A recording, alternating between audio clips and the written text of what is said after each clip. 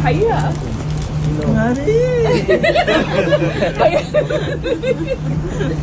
বেগম খালেদা জিয়ার শারীরিক অবস্থা সংকটাপন্ন। রাজধানীর এভারকেয়ার হাসপাতালে তার পাশে দাঁড়াতে অপেক্ষায় হাজারো নেতাকর্মী। এই পরিস্থিতিতে আরও বড় প্রশ্ন, বিএনপির ভারপ্রাপ্ত চেয়ারম্যান তারেক রহমান কেন দেশে ফিরছেন না? তিনি নিজেই জানিয়েছেন সিদ্ধান্ত তার একক নিয়ন্ত্রণে নেই। উঠছে আরও প্রশ্ন, তাহলে তাকে আটকে রেখেছে কোন শক্তি? 17 বছর ধরে লন্ডনে স্বেচ্ছা নির্বাসনে থাকা তারেক রহমান শেখ হাসিনার পতনের পর অথবা অন্তর্বর্তী সরকারের সময় দেশে ফেরার কথা এমন প্রত্যাশা ছিল সবার। দলের পক্ষ থেকেও নভেম্বর, পরে ডিসেম্বরের প্রথম সপ্তাহ বিভিন্ন সময় সম্ভাব্য তারিখ জানানো হয়েছিল।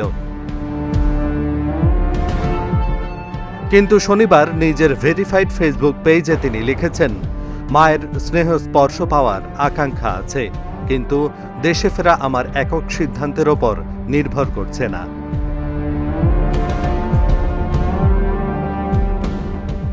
তারেক রহমানের এই এক লাইনের বক্তব্যেই তৈরি হয়েছে নতুন রহস্য।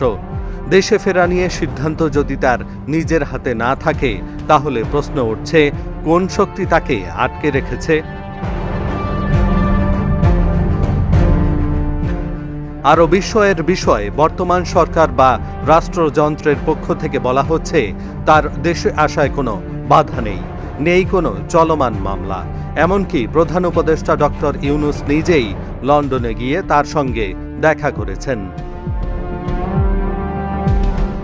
আইনগত বাধা নেই, প্রশাসনিক বাধা নেই, তবুও না ফেরা, এটা স্পষ্টতই রাজনৈতিক নয়, বরং আন্তর্জাতিক সমীকরণের ইঙ্গিত দিচ্ছে। দলীয় প্রধান গুরুতর অসুস্থ, নেতৃত্ব শূন্যতার ভয় জড়িয়ে ধরেছে তৃণমূল পর্যন্ত।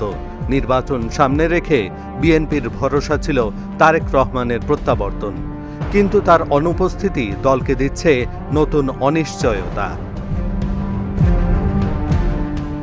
রাজনৈতিক অঙ্গনে এখন গুঞ্জন, আন্তর্জাতিক কোনো চাপ কি তাকে আটকে রেখেছে?